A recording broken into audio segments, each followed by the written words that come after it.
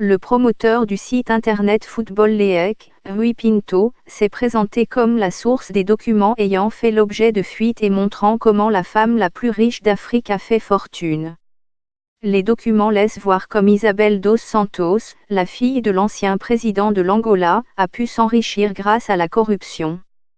Comment la femme la plus riche d'Afrique a spolié son pays Angola, Isabel dos Santos limogée de son poste. Ces révélations devraient permettre d'ouvrir de nouvelles enquêtes et ainsi contribuer à la lutte contre l'impunité des crimes financiers en Angola et dans le monde, a déclaré M.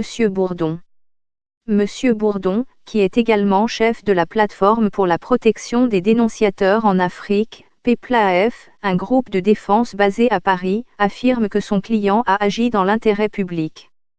Les documents montrent comment la fille de l'ancien président angolais José Eduardo dos Santos et son mari ont été autorisés à acheter des biens de valeur de l'État dans une série de transactions suspectes et à se constituer une fortune de 2 milliards de dollars. La fille de l'ancien président vit désormais au Royaume-Uni et possède des propriétés de grande valeur dans le centre de Londres. Elle fait déjà l'objet d'une enquête criminelle ouverte par des autorités angolaises pour corruption et ses avoirs dans le pays ont été gelés. Le procureur général Helder Pitagro a déclaré que les allégations portent sur le temps qu'elle a passé à la tête de la société pétrolière d'État Sonangol. Isabel dos Santos affirme que les allégations contre elle sont totalement fausses et qu'il y a une chasse aux sorcières politiquement motivée par le gouvernement angolais.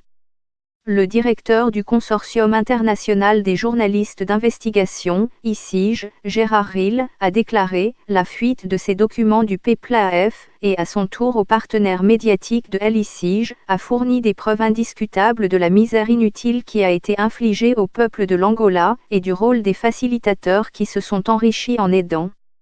Les documents proviennent d'un citoyen concerné, quelqu'un qui fait ce qui est juste pour le public. » L'équipe de BBC Panorama, ainsi que d'autres organes d'information, ont publié ces révélations au début du mois. L'enquête Football League de M. Pinto a été lancée en 2015 pour mettre au jour des allégations de corruption dans ce sport. Football League a fourni des millions de documents et plus de 3,4 téraoctets d'informations aux médias du consortium IC, European Investigative Collaboration. L'année dernière, les procureurs français ont déclaré avoir collaboré avec M. Pinto dans le cadre de leur propre enquête, en utilisant du matériel fourni par lui. M. Pinto est actuellement détenu au Portugal dans l'attente de son procès. Il fait face à 90 accusations criminelles et devrait être jugé cette année, accusé de fraude informatique, de tentative d'extorsion et d'autres délits.